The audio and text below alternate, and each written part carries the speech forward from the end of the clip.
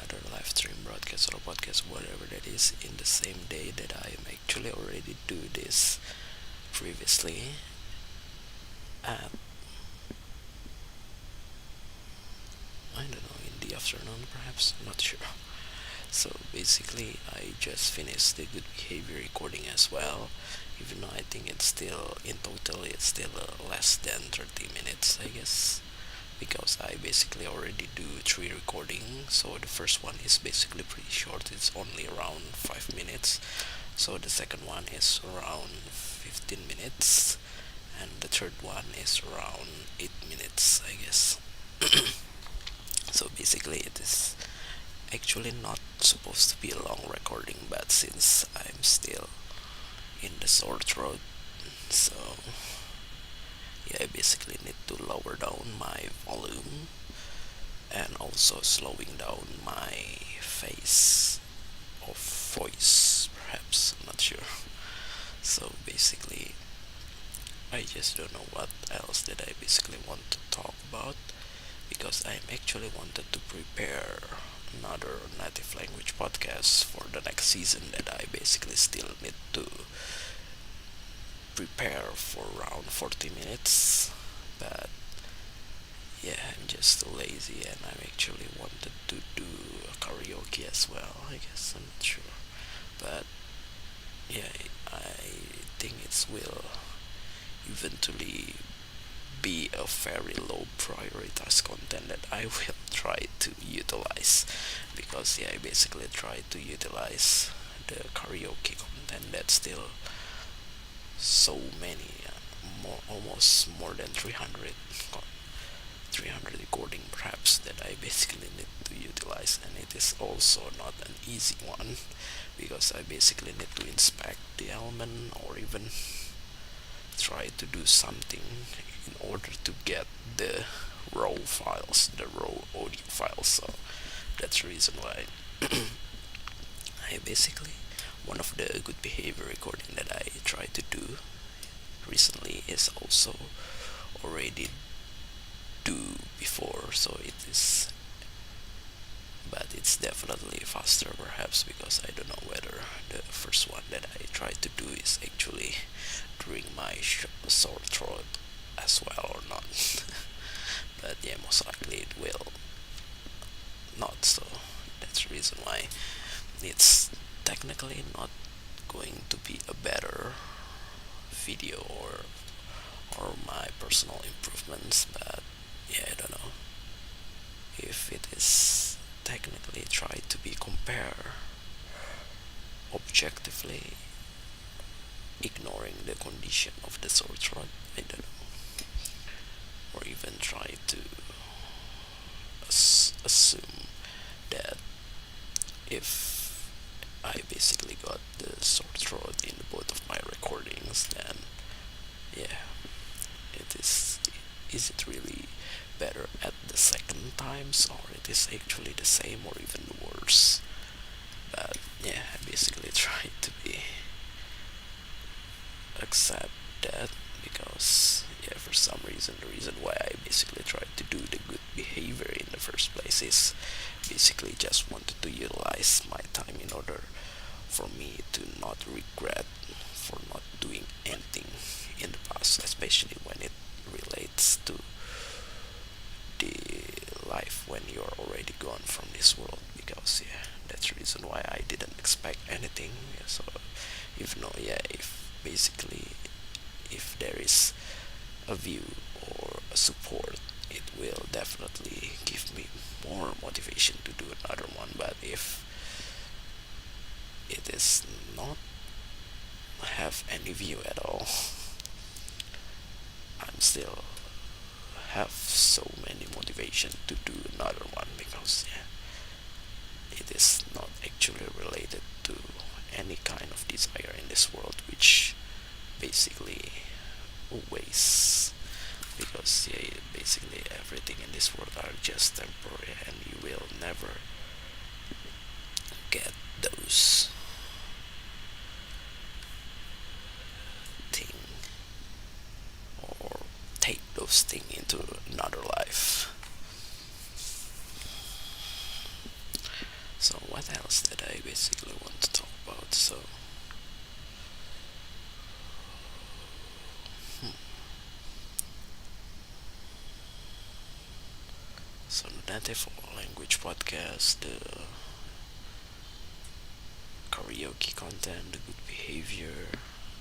I think most of the things I already tried to explain in the last episode and also just explained recently. So I don't know what else because I basically still have several package that I just recently bought. Even though it's technically I just try to utilize the free shipping or the cashback before it was revealed again after several months. But yeah, basically, in order to get those coins back, I basically tried to extend the subscription into internet subscription of a phone number that I basically not really use as well. So it was used to be my brother's phone number, but I basically tried to exchange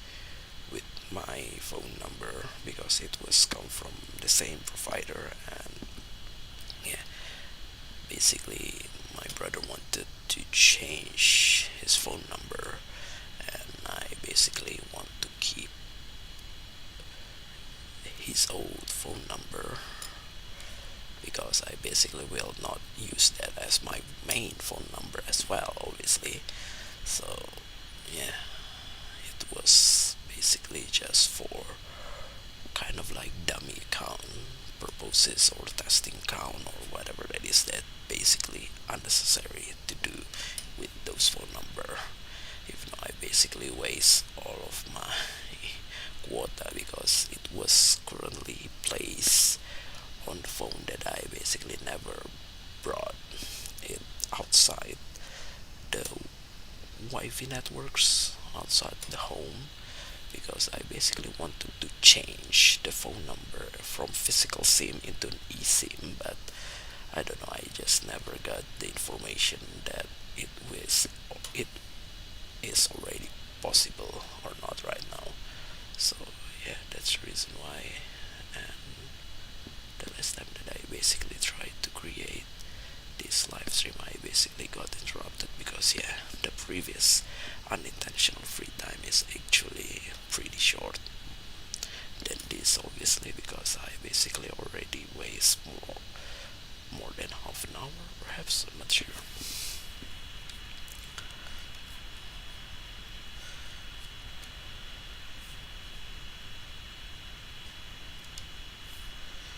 So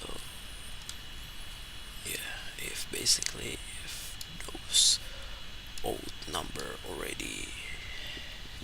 converted into an eSIM, then I basically can use on my phone, even though it's still not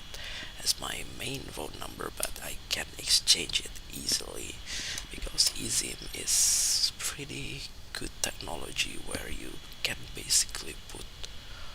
10 numbers in your phone, even though the one that can be turned on is only two because it's called dual SIM on, but the eSIM that was stored as the data or the things that you can exchange is up to 10, or even it should be possible more than that, if because yeah, it's basically just a virtual sim where everything can pretty easy to be exchanged, perhaps. I'm not sure, even though it's kind of like a little bit scary where other people can easily misuse your phone, which is usually the source of truth of many one-time password or OTP or two-factor authorization. But yeah, I don't know, because yeah, for some reason that's the reason why many providers still try to avoid this kind of technology, because maybe they just quite scared that many people will be quite easily to use other phone number that are not them. But I'm not sure how that it should not possible since it's basically pretty similar like how we basically try to log in into their application, which usually try to detect the phone number directly, perhaps, I'm not sure. But yeah, right now I already got a single eSIM on my phone, my main phone, which is obviously a dual SIM right now, and it is actually the first and only provider that basically provide eSIM to every phone number that's basically available. Even I used to have a phone number before in this same provider, but during that time the network is still on CDMA, so it's not GSM, which is usually a cheaper option than GSM because CDMA is usually dedicated for certain region of a country only. But right now they are no longer provide those kind of network. So that's the reason why they basically pretty easy to implement virtual SIM, perhaps because they used to implement CDMA using injection, which pretty similar to what virtual SIM is supposed to be, even though it's definitely harder to be installed because it's basically need to be injected through email or through, I don't know, because I used to go into their physical customer service place, perhaps, I'm not sure what's that supposed to mean, supposed to name in English or even in outside of my country. So yeah, I think that's all that I can say because it's already 12 minutes and I don't know what else that I basically want to talk about. So actually the provider that I basically wanted to convert into virtual SIM is actually already merged into a single company with my second provider, which basically is still on physical SIM as well on my phone, on my main phone. So that's the reason why I basically not really prioritize because right now the internet service subscription price of this from this both provider, although they basically still separated into two provider, although it's already merged into single company, but yeah, they started to make the subscription price similar, perhaps. They used to be cheap, both of those provider before merger,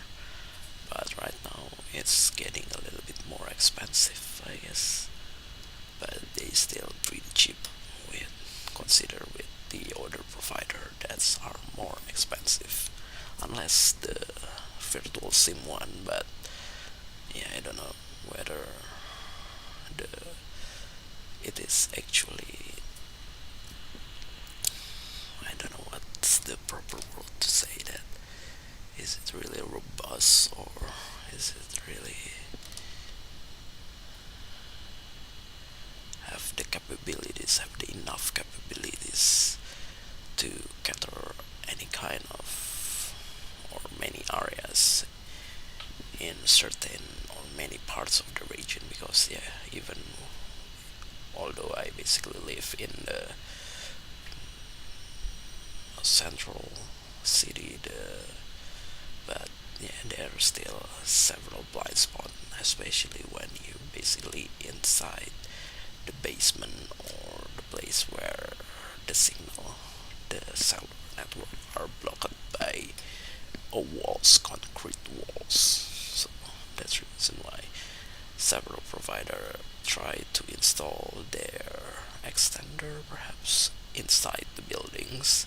even though it's definitely only works for those specific provider only. So that's the reason why if I basically have all of the providers that are available in the virtual sim, it will be pretty interesting, even though, yeah, in order to extend the number every month, it will much more expensive than, I don't know, extending